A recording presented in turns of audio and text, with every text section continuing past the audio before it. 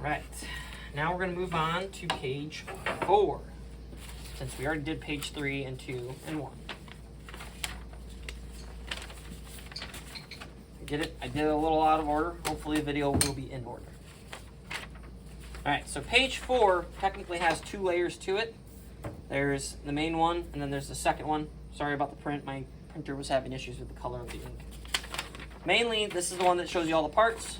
This one is to help you in case that your tiles ever come apart or you need to rearrange them. You just need to follow the outline in red of the shape, as well as the orientation of the trap or the icon on there. So all the icons are facing towards you with the orientation of the tiles, like so. So this if you notice the ceiling piece of this slicer right here, has the ceiling on the ceiling. You wouldn't want it sideways and have this piece turned that way or something. So that just helps you with the orientation and the alignment if the tiles ever come apart or you need to rearrange them. So next, first things first, we're going to take all of these pieces out of this red layer because we need this red layer for page 4.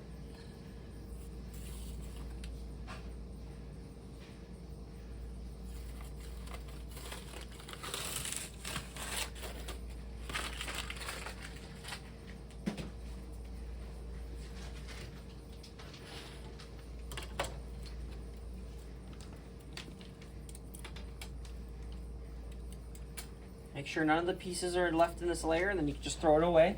We're going to keep this one here. These are all for page 1. These you don't need. Just throw those away. They're little squares that come out between the pieces sometimes. We do, however, need these little foots, is what I call them. There should be 6 in total. You only need 4, so you have spares. Set those off to the side a bit.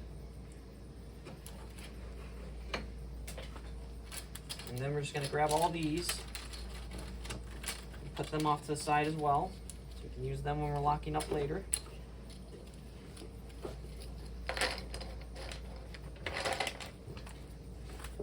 These are the tiles that I was showing you on the earlier paper right here, and they're usually taped together so you don't have to handle or rearrange them or anything. There are pieces we need to remove, like this one and this one. These are just get thrown away. You don't need those anymore. So one layer should look like this, and one layer should look like this. Now there are also little tiny stars, or whatever you want to call them. They're a little sharp, so be careful. But pull them out from in between the pieces, just so they're not in there when you're actually playing with the puzzle. Very small pieces, very swallowable. If you have little ones playing with these books, definitely get those out of there.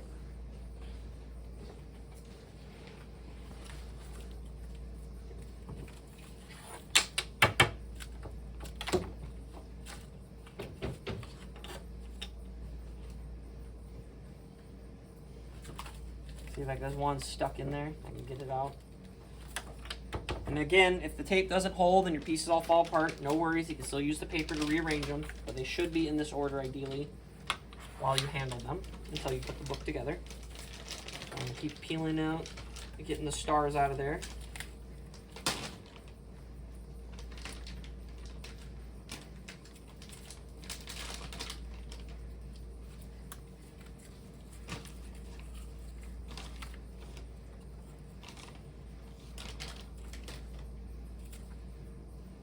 Okay.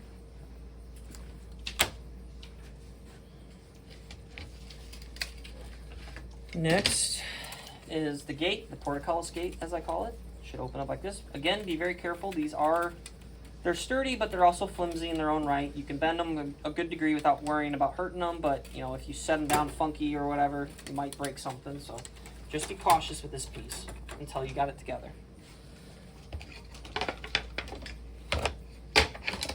Alright, then we want our frame piece as well as our story text. Again, the frame piece should be the same size as this front layer is. Help if I got that out of there. There we go.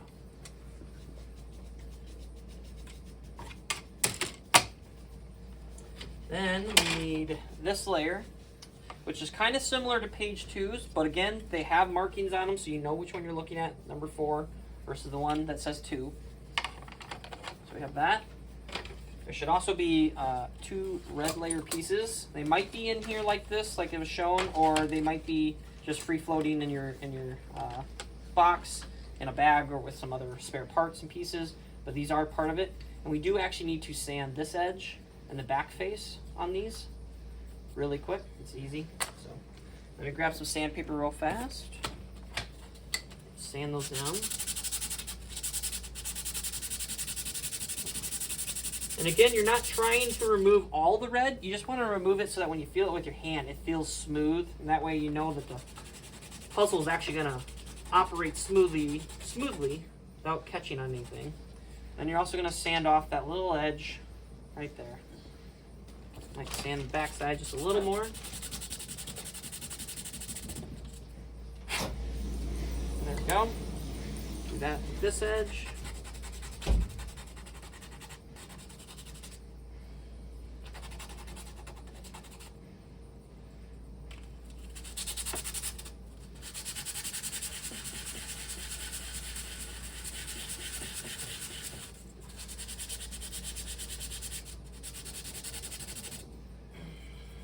There we go.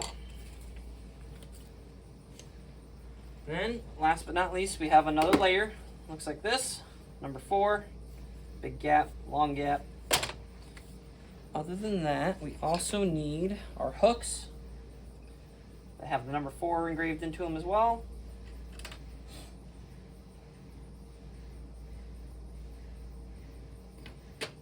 We also need a tab. As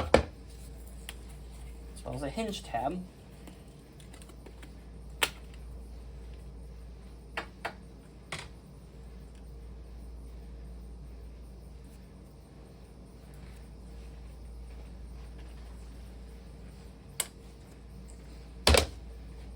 And I think that would be all the pieces we need for page 4. So now we're going to start. Set off our pieces out of our way. Take our main portcullis gate page, flip it over, with these on the left side. And we're going to grab our little red feet. We're going to grab our E2s, which are the shortest thin ones. And then I like to put them into the panel first and then hammer the feet on afterwards. So just put them in there like so.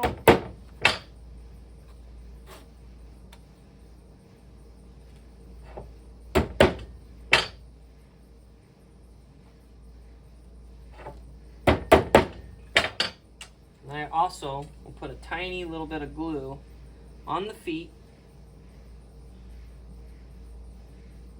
Oh, my glue bottle isn't plugged. There we go. Put a little tiny bit of glue.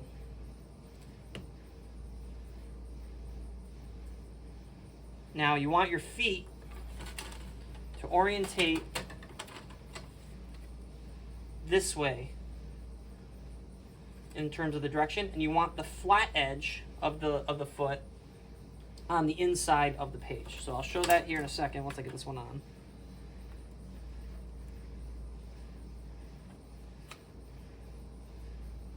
So make sure that you don't let it sit there for too long so the foot doesn't get glued to this. But your foot should look like this. It should catch and rest like so, with the flat edge on the inside and the rounded edge is facing out. And you're going to do the opposite for all of the others. Doesn't really matter if you have good side facing up or down. These are kind of hidden. You don't see them most of the time. So it's mostly just preference. You will see them when I guess you have the gates open and you're playing with the puzzle. So a lot of times I'll have the good side facing towards me like as it is now versus the other way, because you only see a portion of the foot the other direction. So like if I show you now, you can only see that little bit of the red versus the other side when you flip it open. You can see the whole back side, so I like to have the good side facing out the back side. But as you can see, once it sits on there, they just rest like a little ledge, and they keep the gate from opening or flopping. We're going to do the other side.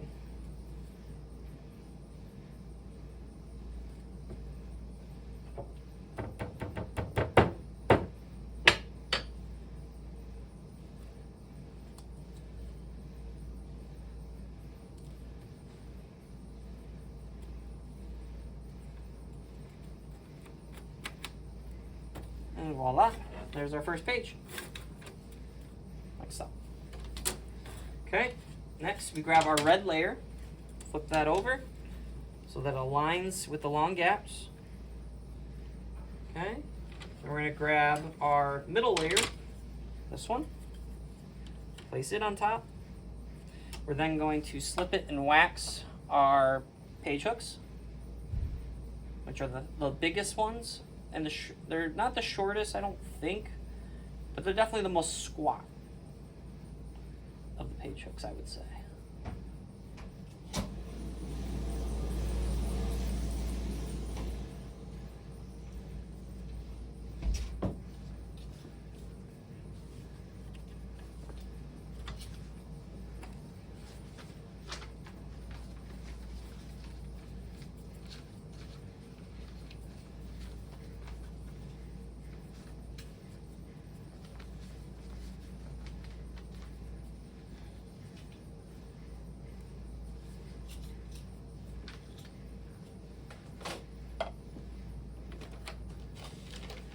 After that, we grab our fourth layer, slide right there.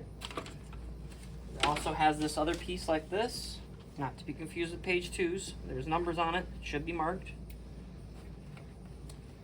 Align your back corner. We're going to put E5s in there, which are your thin second longest ones.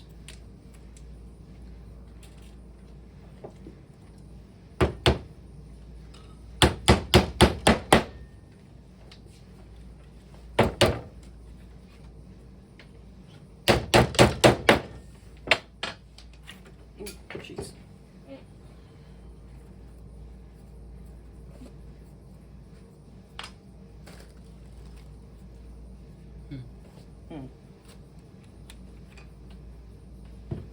Make sure your page hooks aren't close to the edge so they don't get hammered.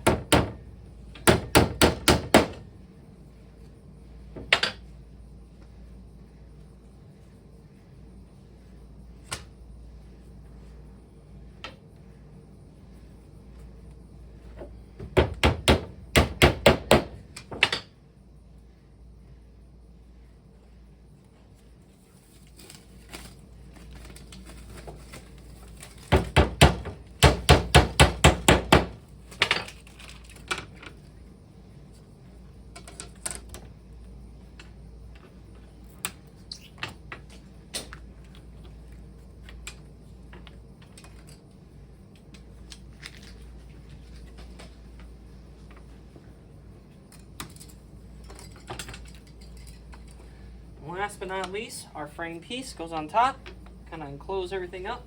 Okay,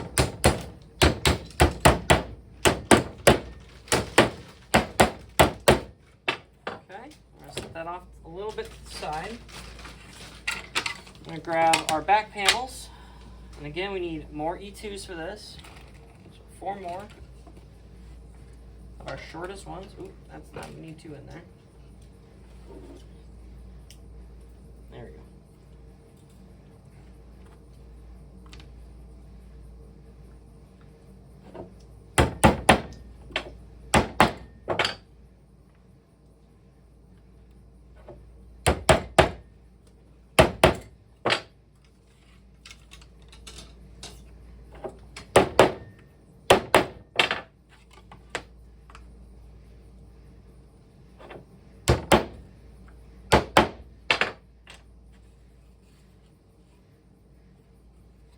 Sometimes if a peg sticks out a little too far out of a surface, just because it was miscut, I take a metal hammer and you can smash them down nice and flat, and actually will make the page hold together a lot better too.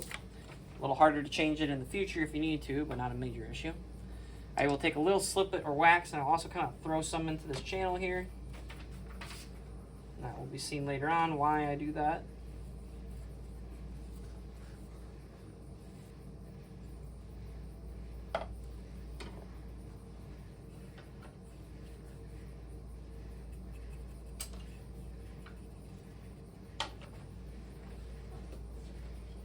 Okay. And that page can also just be inserted. Again, always remember to try and sand these little edges here. It just helps get the page in a little bit easier.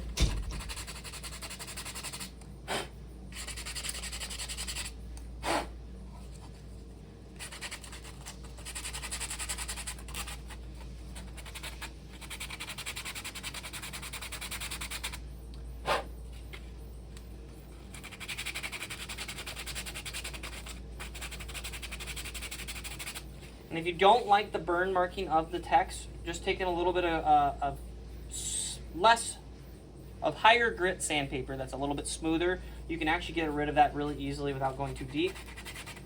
A lot of people don't like the look, so. But even with a harder grit, as you can see, it really cleans it up pretty quick.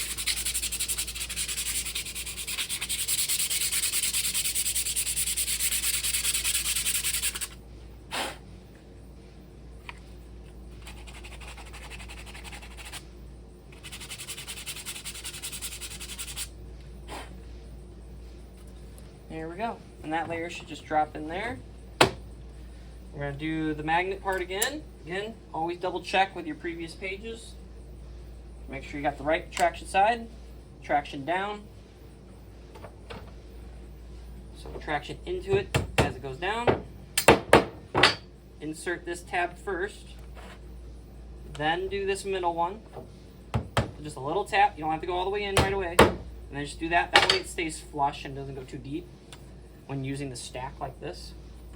Same thing with this tab. Have good side facing up towards you. Then flip it over and grab your E5s. Where are my E5s? There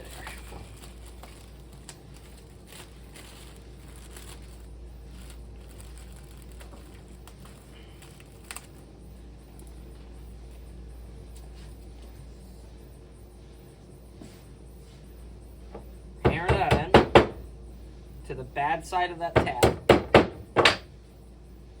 Take your pliers, crimp the edge a little bit.